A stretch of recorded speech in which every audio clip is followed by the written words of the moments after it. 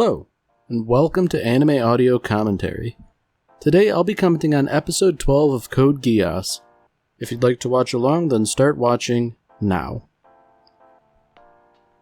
So last we left off, there was that whole battle on the mountain that, I guess, sort of ended in a stalemate. You know, things were going in Lelouch's direction before it ultimately sort of fizzled out and Cornelia managed to essentially escape. I mean, not by, I guess not by her own volition. She was prepared to fight it out, but... And I guess there was also this interesting little interlude between Lelouch and C2. You know, there's more to her than really meets the eye, but we don't know what the deal is quite yet.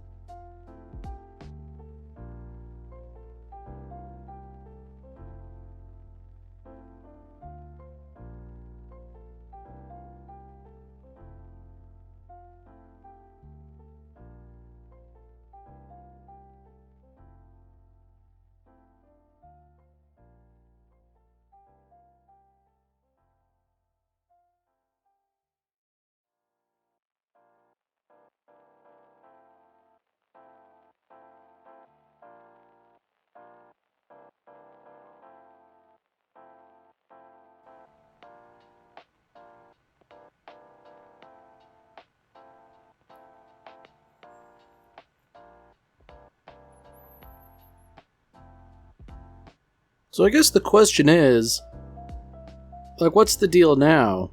Because things are tense.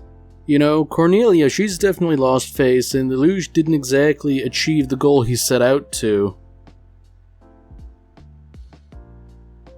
So it seems like Cornelia is getting essentially pressed by some of the other powers that be. Like, we recognize that she's a princess and pretty high up. I want to say like third in line for the throne. But at the same time, you know, she did kind of screw up. So I guess the question is, like, how and why did this happen? And it seems like basically, you know, it's that darn Lelouch.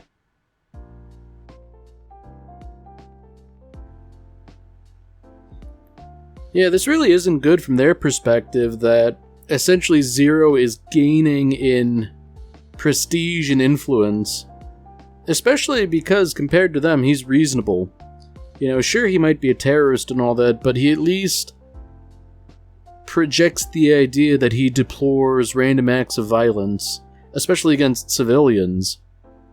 You know, both the Britannian Empire and the Japanese Liberation Front, both of them, they've made it pretty clear that they're fine with picking on civilians if it serves their purpose, but Lelouch and the Order of the Black Knight, by not doing that, they've effectively set themselves apart.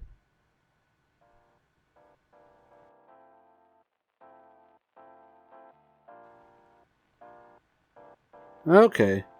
So it seems like they didn't really know that Zero was involved. I mean, it is pretty clear to us, the viewer, but I guess he might not have necessarily wanted his presence known if he was able to sort of decapitate the Empire by killing Cornelia.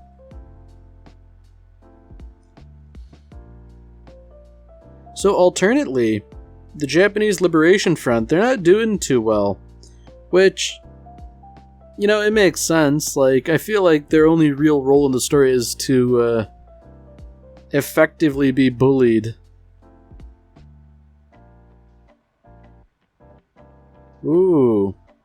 So there's this introduction of a new character who's infatuated with Zero and all that, which is interesting, seeing as how she should be, you know, vying for the Japanese Liberation Front to prevail. So it seems like things are really taking this sort of political twist and turn where all sorts of behind-the-scenes stuff is shaping events rather than outright military conflict. And you know, if that weren't enough, there's also the issue of a love triangle, or at least a perceived love triangle. I mean, from her perspective, it certainly seems like there is something going on with Callan. I mean, seeing as how she and Lelouch are both conveniently absent all the time, at the same time.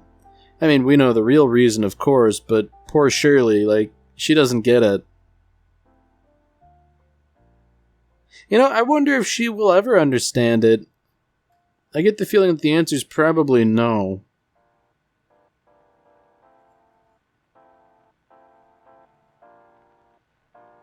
Wow. The student council president's really just laying into her, you know?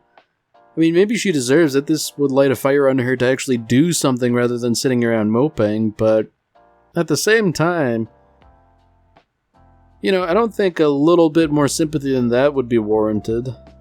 Or unwarranted, rather, you know? I think it would make sense to be a little sympathetic.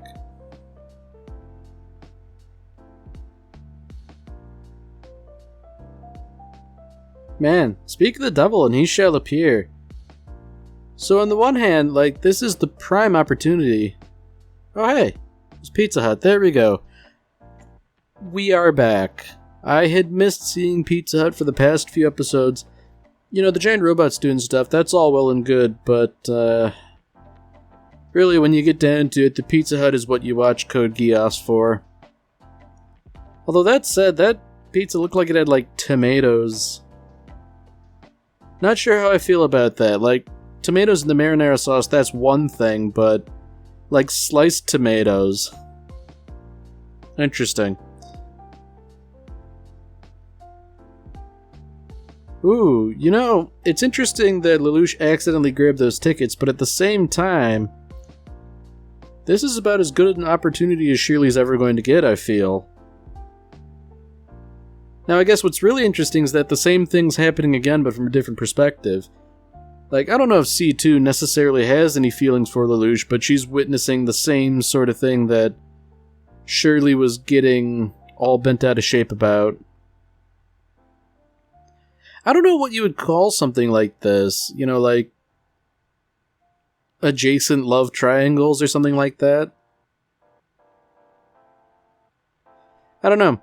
I feel like there's some sort of advanced geometry going on here that can't quite be mapped out in 2 dimensions. Ah, okay, so even though she's succeeded in her goal to a degree, she's just sort of talking herself down, like, you know, oh, we're just going to a concert.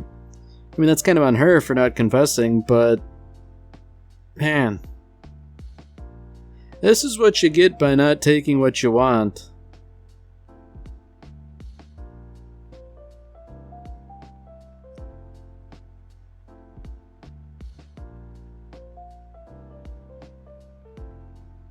Now, I do find it interesting that Lelouch is thinking about this. I mean, it would only make sense that it would be weighing on him, you know, as it would with anyone his age, but at the same time, he should be about business right now. It wouldn't do to be distracted.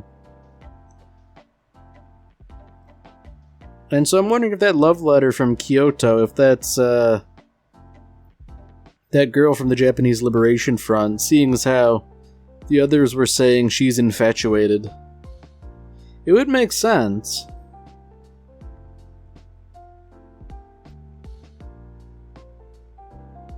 So this is interesting. You know, it's sort of being stated in kind of a clunky way, but the Order of the Black Knights is growing, and rapidly so. So, I guess whatever influence the Japanese Liberation Front had, it's pretty quickly being subsumed into the Order of the Black Knight, whether they want it to or not. Ooh. A little bit of dissension in the ranks here. I mean, understandably, some people do have some reservations about Zero not showing his face. But at the same time, he should have earned some degree of trust or goodwill by now.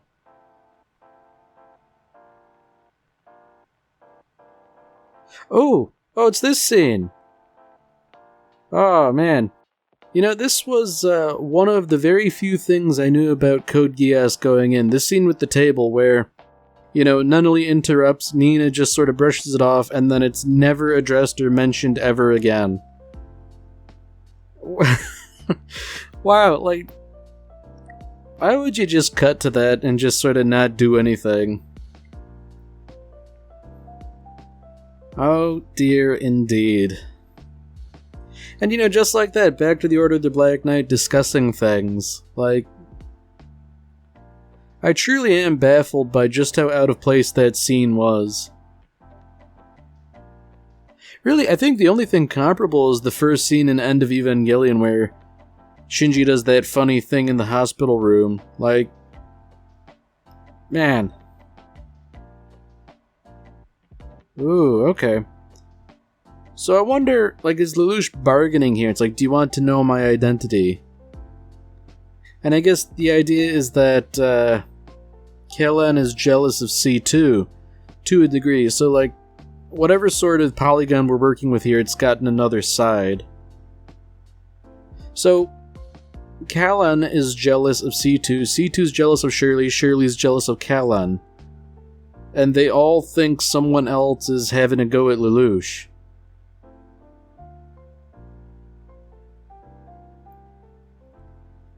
Now this is probably a bad sign here that Nunnally thinks Lelouch is being distant.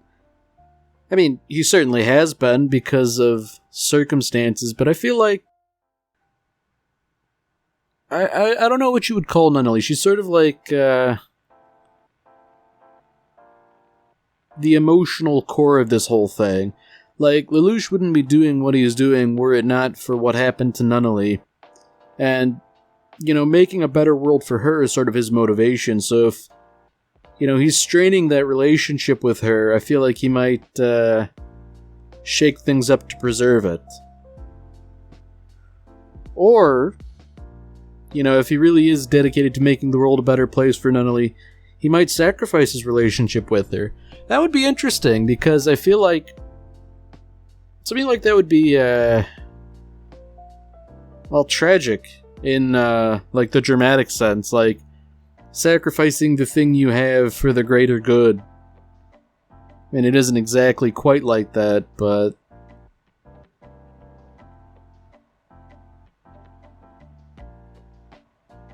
man. It seems like all sorts of things are just sort of conflicting and crashing together.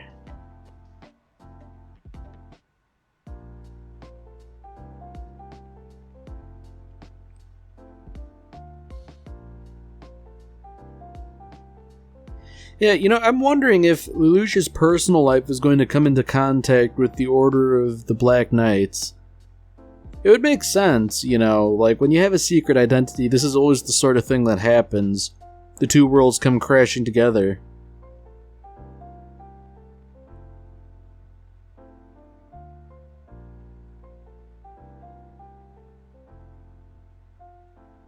Yeah, so I guess this is one of the big downsides of being the Britannian Empire. You know, ultimately after the battle, they're the ones who have to clean things up and sort through the dead bodies and all that. You know, it makes sense, seeing as how they effectively represent law and order, but, like, that's a massive downside when you have to get bogged down in doing miserable dour work like that.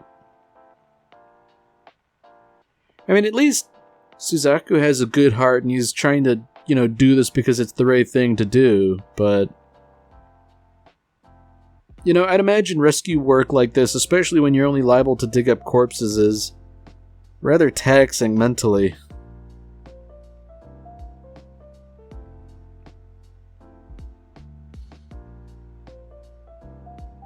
You know, I'm not sure why this guy's needling Suzaku. Like, I mean, saying, like, what, are you gonna blurt out something about justice and what do you believe it to be? Like, I don't think something like that really serves a purpose. I mean, talking him down is one thing, but, like, that seems like pouring fuel on the fire more than anything else.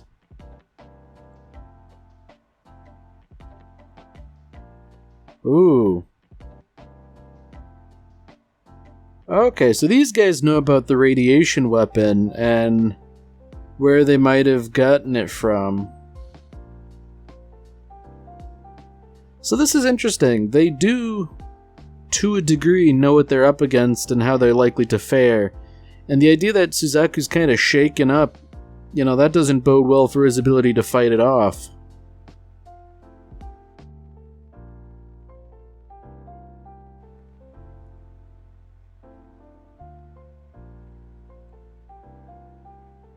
So this is interesting, like, to be taken into this different sort of space. Like, you know, a car tunnel that, like, moves upwards. Like, that's gotta be disconcerting if you weren't driving on a hill before to feel a change in elevation.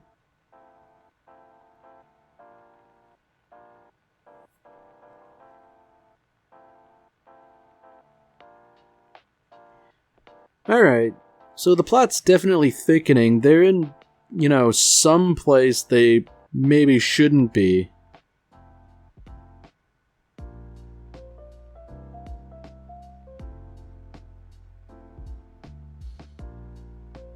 You know, that is some interesting visual symbolism that Mount Fuji would be disgraced in the way that it is. Which, you know, that's certainly something, but... So I'm wondering, like, is this the leader of the Japanese Liberation Front? I mean, he's making a lot of demands about Lelouch showing his identity, but... You know, somehow I don't think he's gonna go for it.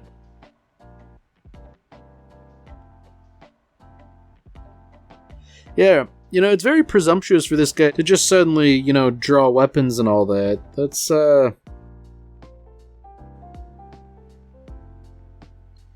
you know, probably not something you should do to potential allies. And I guess this is the limit of Ogi's loyalty. Oh. Okay, so, Lelouch and C2, they've clearly planned this in advance.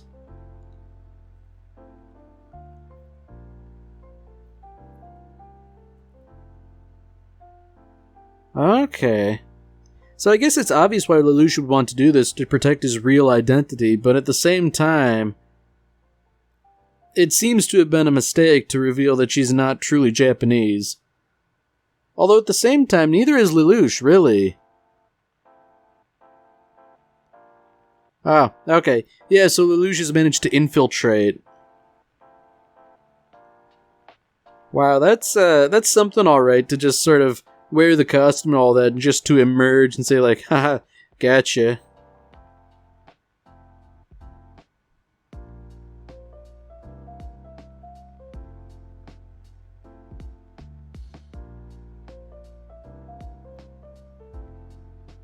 Ooh.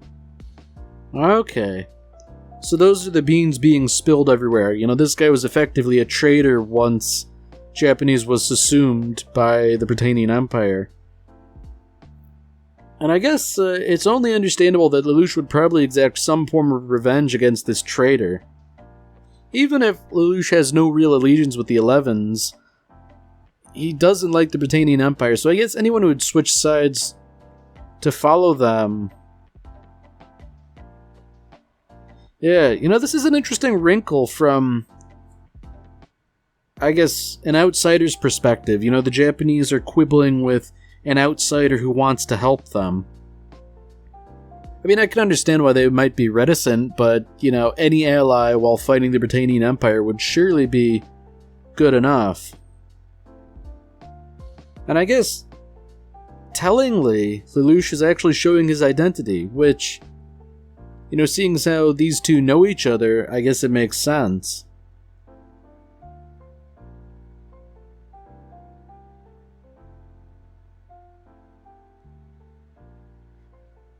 So I guess the question is, where from here? I guess Lelouch's appearance seems to have mollified everything, while not showing everyone his true identity. Wow, okay. This is almost like the best possible outcome, I guess. He gets somebody of great importance to essentially endorse him, while at the same time maintaining his secrecy to all but a few.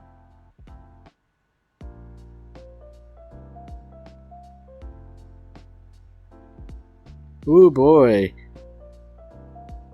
So I guess that's confirmation. Lelouch is willing to enact all sorts of carnage if that's what it takes. Ooh. Alright, so Lelouch is assumed dead. At least by Shirley and the others. I'm wondering, is he doing that deliberately?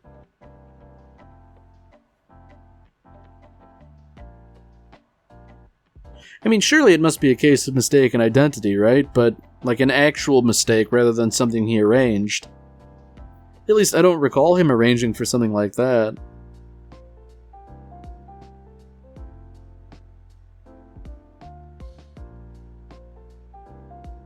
Oh dear.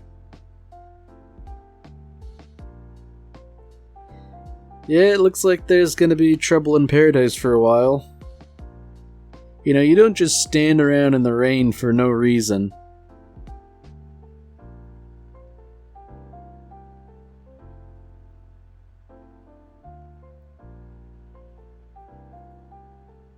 Oh. It wasn't Lelouch that was dead, it was her father. Oh dear.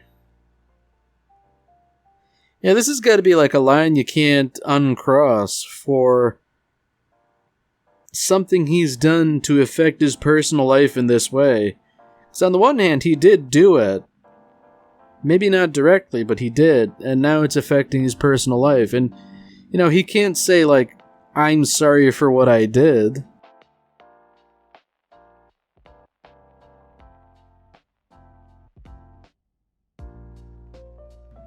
Man, the plot thickens.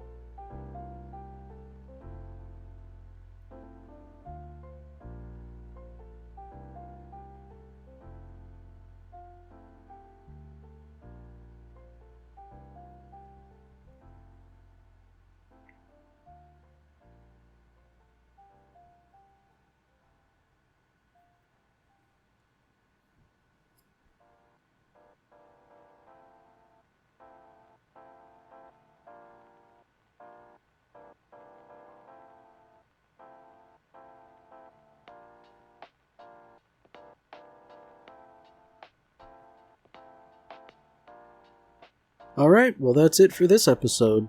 If you've enjoyed it, then by all means, tune in for the next one. See you, Space Cowboy.